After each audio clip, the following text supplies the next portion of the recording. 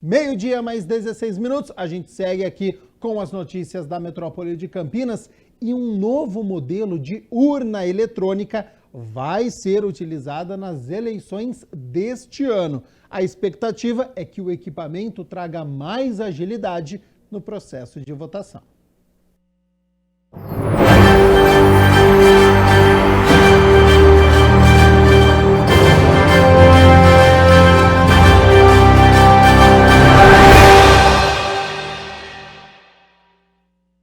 Neste ano, os brasileiros escolherão representantes para os cargos de prefeito, vice-prefeito e vereador.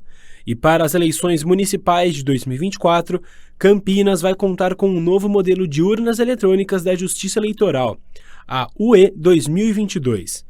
Desde o final do ano passado, o Tribunal Superior Eleitoral iniciou o processo de distribuição das últimas urnas fabricadas a modelo de 2022. Substituindo os equipamentos modelo 2009, 2010 e 2011, que estão no fim de sua vida útil de 10 anos. As urnas elas são frequentemente trocadas pelo Tribunal Superior Eleitoral conforme o tempo de vida útil dela.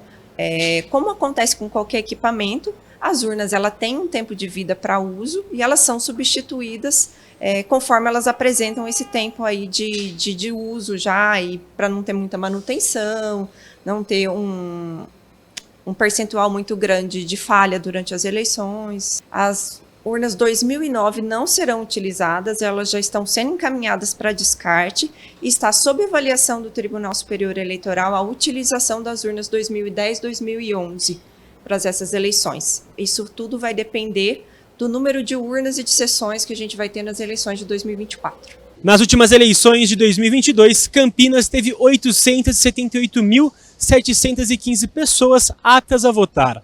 Agora, na votação deste ano, um novo modelo de urna eletrônica vai ser usado.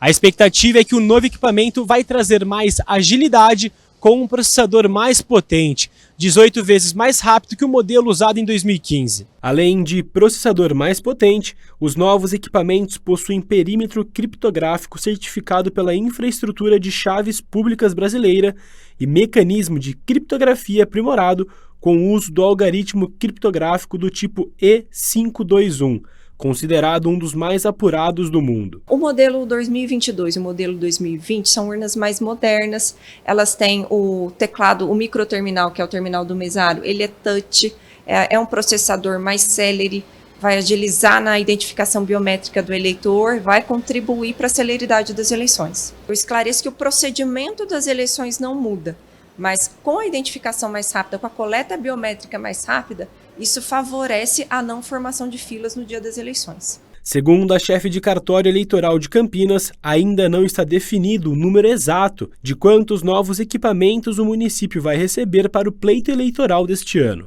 Nós recebemos, das 7 zonas, nós recebemos cerca de 1.000 urnas 2022. Nós ainda não temos um número fechado de quantas urnas nós utilizaremos nessas eleições. Isso só vai acontecer depois de maio, com o fechamento do cadastro eleitoral. Nós saberemos quantas sessões efetivamente nós teremos em Campinas e será feita a distribuição dessas urnas pelas sessões pelo Tribunal Regional Eleitoral de São Paulo.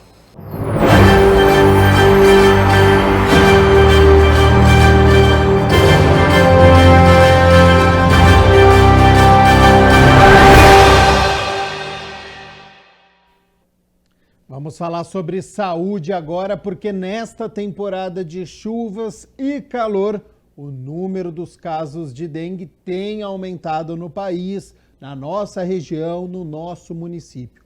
O mal-estar forte é uma consequência da doença e por isso saber qual medicação tomar ou não é fundamental para não agravar o quadro da doença. Segundo o Ministério da Saúde, o Brasil terá neste ano 149% mais casos de dengue do que o registrado na pior série histórica. Seriam 4,2 milhões de diagnósticos, ou seja, mais que o dobro de 2015, quando o Brasil teve recorde de infectados. Embora haja a introdução de novas versões do vírus no país, os sintomas são sempre os mesmos. Os principais sintomas são febre, dor de cabeça, dor no corpo, dor nas articulações. Inicialmente é isso, né, que acontece de forma súbita. E aí pode, em alguns casos, evoluir para formas graves da doença. E, na sequência, a forma mais agravada da doença. Você tem algumas divisões, né? Você pode ter lesões de órgão-alvo, por exemplo, ter uma hepatite grave, uma miocardite, uma pericardite, sintomas neurológicos, né? Que são um pouco frequentes. E o mais comum, assim, que pode ser mais grave, é choque, né? Então, a pessoa evoluir com uma disfunção hemodinâmica grave, evoluir com choque e óbito, né? E outra forma grave também que costuma ter bastante são sangramentos, né? Antigamente a gente falava em dengue hemorrágica, né? Por conta disso, né? De uma das formas de complicação é ter sangramento. E pode ser desde sangramento leve, por exemplo, sangrar o nariz, sangrar a gengiva, até sangramentos graves, como trato gastrointestinal, então vomitar sangue, evacuar sangue, sangramento na cabeça, né? Que aí são condições que podem levar a óbito também. Ao sentir os sintomas, a orientação é buscar um profissional. Então, o ideal, como você falou, é procurar um atendimento médico, né? Que aí, nessa consulta inicial, é importante fazer uma avaliação clínica, né, da história, do exame físico, alguns testes adicionais, para saber se de fato é uma hipótese de dengue. Sobretudo na região de Campinas, a gente tem que pensar também em outras doenças, por exemplo, a febre maculosa, já que os sintomas iniciais são muito parecidos, né? Então, nessa consulta inicial é importante isso, avaliar o caso, investigar diagnósticos diferenciais e, se de fato for uma hipótese de dengue, a gente fazer a condução como tal, né? Os tratamentos são pontuais. Que vai tanto desde uma orientação inicial de hidratação, que para a maioria dos casos vai ser uma hidratação por via oral em casa, e essa orientação específica sobre medicações. Então, nessa consulta, o médico vai orientar quais remédios que a pessoa pode usar. Em geral, vão ser sintomáticos, ou seja, se a pessoa tiver com dor, vai tomar um analgésico, para febre um antitérmico, né? Em geral, não precisa passar disso em termos de medicação. A prática da automedicação não é recomendada. E também fazer orientações sobre o que não tomar, né? Sobretudo medicações anti-inflamatórios, né? Medicações que possam interferir com coagulação, com atividade plaquetária, né? Que possam aumentar o risco de sangramento. Então, essas medicações a gente orienta a não tomar. Os testes são orientados de acordo com os sintomas. Como eu falei, existem esses testes na plataforma de teste rápido, ou seja, que o resultado fica pronto aí em 15 minutos, por exemplo. Então, isso depende da organização de cada serviço, né? Se ele oferece esse tipo de teste no pronto-socorro, se é para paciente internado, né? Então, isso depende do serviço, dependendo do tipo de serviço de saúde, esses testes podem ser oferecidos ou não. Na dúvida, se está com a doença ou não, aposte no que é permitido. Isso acaba sendo uma questão bem individualizada, né? Um atendimento para cada paciente, mas em geral vai ser isso, medicações analgésicos e antitérmicos, né? Então, os mais famosos que a gente costuma usar, dipirona, paracetamol, né? São medicações que não tem problema usar, né, se a pessoa tiver com dengue. A dengue é transmitida pela fêmea do mosquito Aedes aegypti quando portadora do vírus. Os ovos são colocados nas proximidades de lâminas d'água e, quando encontram a água da chuva, eclodem rapidamente. De 5 a 7 dias, a fêmea já é adulta, apta a se reproduzir. Com as altas temperaturas e a oferta de chuvas, o risco de se proliferarem rapidamente aumenta muito. Por isso, a dica é manter os cuidados. E a gente tem essas medidas, né, que na prática vão tentar diminuir a quantidade de mosquitos, né? Que é você eliminar ao máximo os criadouros dentro de casa, né? Que é evitar qualquer tipo de local, de recipiente que fique com água parada, né? Que é justamente aí que o mosquito vai usar para se reproduzir. Então a gente deve ter esses cuidados em casa, né? Só que é aquela coisa, né? A gente sabe que isso tem uma eficácia limitada porque tem todo o entorno, né, da nossa casa. E ainda nesta edição nós vamos atualizar os casos de dengue aqui no município de Campinas, que tem crescido muito. Mas olha só, por conta das obras de revitalização, o Terminal Mercado 1 será fechado provisoriamente a partir de segunda-feira, 26 de fevereiro. Com isso, 7 linhas municipais que atendiam dentro do terminal terão embarque e desembarque no entorno, em pontos nas vias Álvares Machado e Bernardino de Campos. E são elas, então, atenção você que é usuário do transporte público.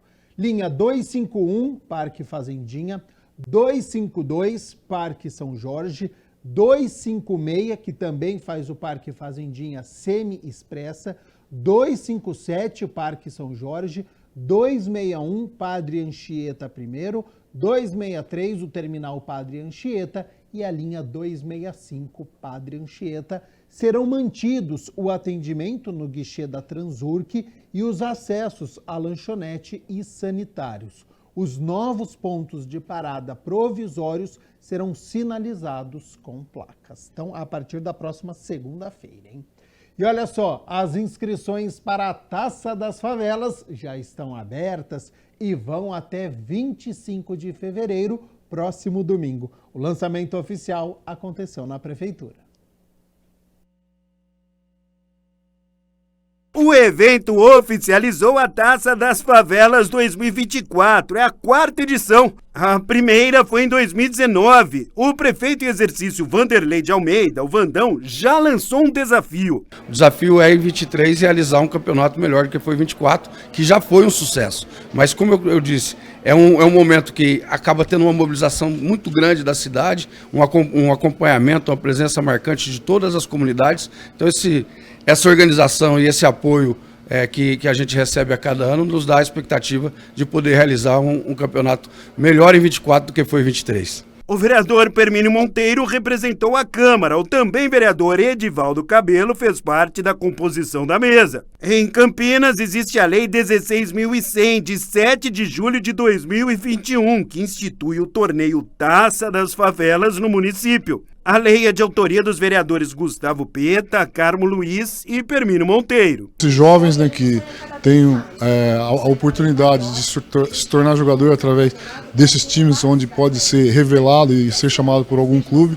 E também o mais importante é formar cidadãos para a sociedade. É isso que é a importância desse campeonato, que traz essa visibilidade. Mas também falando da questão do futebol feminino, onde as mulheres empoderadas estão aí lutando, né, estão disputando esse campeonato, e também dá essa visibilidade, onde elas têm essa oportunidade também de aparecer como jogadora. E dizer, né, finalizando essa questão aí do futebol, não à violência, não ao racismo, e vamos respeitar o próximo.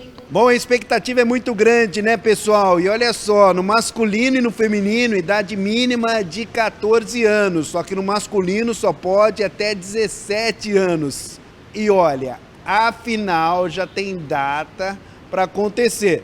Só o local que ainda não está definido. É a final dia 22 de junho, a gente ainda não decidiu, porque depende muito de tabela, tanto do Guarani como da Ponte Preta, porque geralmente para dar um ar de profissionalismo, grandiosidade, a gente coloca nos estádios ou do Guarani ou da Ponte, vai depender da tabela. Bom, as inscrições já estão abertas e vão até o dia 25 de fevereiro. Os interessados precisam acessar o aplicativo Placar Esportivo para efetuar o cadastro. Com 32 times no masculino e 16 no feminino, a disputa vai reunir 48 favelas. É isso aí, o início dos jogos está marcado para o dia 11 de maio.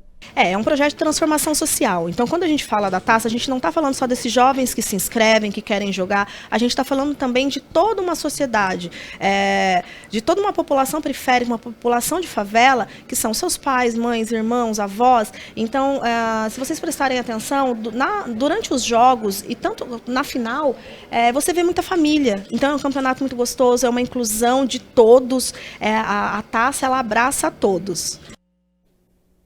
Vamos falar sobre educação agora, porque a Conveste divulgou a lista de convocados, 4ª chamada no vestibular da Unicamp 2024 e também nas modalidades Enem Unicamp e vagas olímpicas. Candidatos devem consultar essa lista lá no site, é sempre motivo de muita expectativa, né? Digita lá www.conveste.unicamp.br, o site aparece aqui embaixo da sua tela. Você vai na aba da sua respectiva do sistema de ingresso lá, e aí estão sendo convocados, então, 376 candidatos pelo vestibular da Unicamp, 151 candidatos pelo Enem Unicamp e mais 37 vagas olímpicas.